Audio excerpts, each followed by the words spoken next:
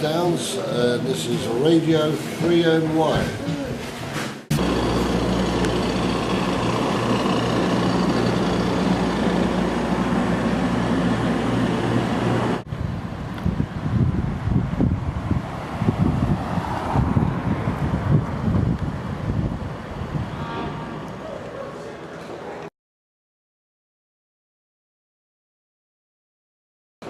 God save our gracious Queen, keep us away from the main street. God save the Queen, send her victorious, happy and glorious, long to reign over us. God save the Queen. And Radio3NY.com. Hey John, it's so nice seeing Asia again in the New York City area. Do you recall any fun stories, like the first time Asia performed in New York City in the 80s? Fun stories. Asia's never been a fun band, actually. It's boring. We're a bunch of old geezers, you know. We just kind of... I guess in the 80s it was a little bit more fun, but we lead a kind of monkish existence these days. It's kind of early to bed with a book and the slippers, you know. So no, we don't have any of those kind of horrendous stories that our previous bands may have had. Oh yeah, like King Crimson or who? Yes, like King Crimson was very dangerous band to be in on the road. I couldn't quote anything specific, but in those days, I do remember it was a sort of constant round of food fights and parties by the pool and the holiday inns that we used to stay in and stuff like that, you know. But I don't know what they're like these days, but it was good fun in the 70s. How about favorite things to do when you're in New York City, either in the old days or currently? Well, New York City to me is the capital of the free world. It's the best place to go shopping. It's just a terribly exciting place to be, and I always enjoy my time in New York City. I like New Jersey too, by the way. Where we are right now is gorgeous. New York City, just is so exciting. It's vibrant, always has been. For King Crimson in the 70s, it was our home for a long time. So you know, we spent months there in hotels. Got to love the people there. One of our best concerts was in Central Park in 1974. Yeah, love the place. I wouldn't be surprised if that was even a WNEW FM sponsored band, because they were the heritage rock station back then. Yeah, they were very much. Alice, I don't know if you remember the DJ Allison Steele. I was her talent agent. Yeah, the Nightbird. Yeah, I was her talent agent just before she passed away. I got her voiceover work. She's lovely. Just an amazing, one of my inspirations. Incredible woman. And speaking about Allison Steele, any radio interviews back in the early days of Asia, or even King Crimson, stand out in America? Well, too numerous to mention, really. I mean, I can't remember half the interviews I did before 2006, so you've got me at a disadvantage there. But yeah, it's always fun to do radio in New York, that's for sure. Speaking about being radioactive, what seems to be the difference, John, between Asia having hit songs on the radio back in the 80s and getting any big-time Asia airplay with your current excellent recording? Well, airplay came fairly naturally to us in the 80s. You know, we kind of just got airplay, early 80s. It was amazing. These days, it's not that easy to get airplay for a band like us. I mean, I don't think it's easy for bands anyway, because the stranglehold on airplay these days is very much kind of dance music. It's, you know, there's nothing else seems to get in. So people don't sell records anymore. It's all changed, really. It's all changed.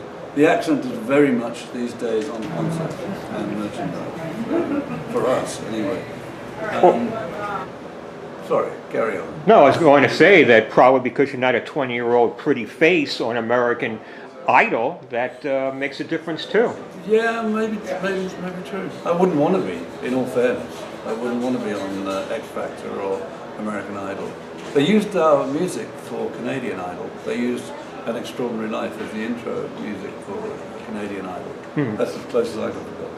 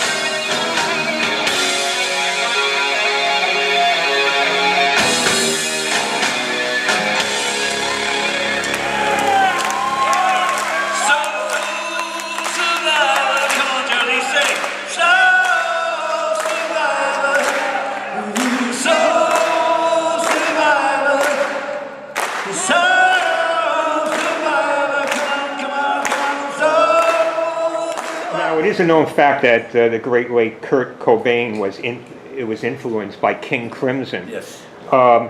And you sang on several known King Crimson songs in the 70s. Yes.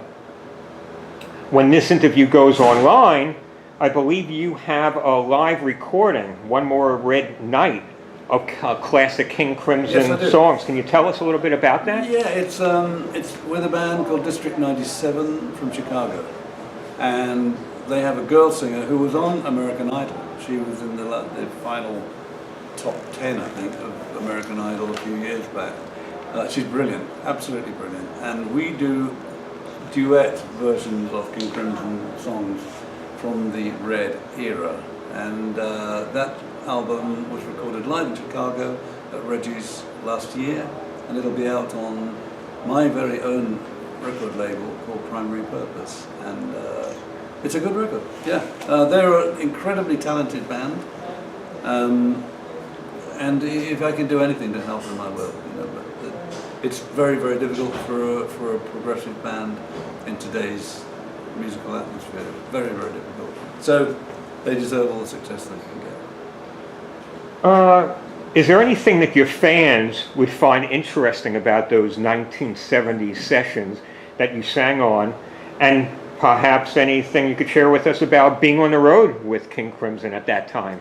Well, being on the road with King Crimson in the 70s was an enormous lot of fun. At the same time, it was like, musically, for me, it was kind of like going to university. I'd done my apprenticeship, I'd done all the stuff I had to do leading up to that, and going on tour and recording with King Crimson was like going to a university. Because I graduated from that and went on to do Asia, and actually UK and then Asia. But and there was a lot of fun in that band, a lot of fun. It was hard work, but the band certainly knew how to party in those days, something we don't do now. Well, the closest thing that Radio Free NY came to King Crimson is that I had the chance to interview Robert Fripp's sister. You might know Patricia Fripp, who's a well-known... I don't know her very well, but I know her. Yeah, she's a motivational speaker, tours all over the country, maybe the world, doing her motivational speaking engagements, and we had a chance to do an interview with her. Now, when Cream formed in the 1960s, people referred to them, I guess the media as well, as a supergroup. Yes. In the 80s, when Asia was formed, was that label put on Asia as well, calling them the next supergroup? Yeah, it was not something that we coined for ourselves, but it was coined by the media, and it was a very convenient hook to hang the band on. And so we kind of got used to it. It wasn't something that we felt very comfortable with, but if that's how the media wanted to perceive us, then fine. You know, if they need a kind of pigeonhole, then. Now, at some point, I guess a real fan of Asia would know this, but at one point, Greg Lake replaced you in Asia. Why was that? And you know, because I was drunk at the time. Okay, so now you're in a whole different, better place now. Yes, and just two other questions. What do you do to keep your voice in great shape? It's not what I do, it's what I don't do. I don't smoke, I don't drink, I don't do drugs, and I don't put my mouth anywhere near anything that it shouldn't be. So that's how it stays in shape. Well, I mean, I sing every night on tour. I just really look after it. I look after my voice, and I'm very kind to it, and that seems to work. And the last question, by the way, I just applaud you for all that you've done, and your voice, hearing you in sound check, is quite amazing. So, Thank you. You know, you're an amazing performer. And the last question is, with all that you have accomplished in your stunning musical career, what else is left in the fuel tank that you'd like to do?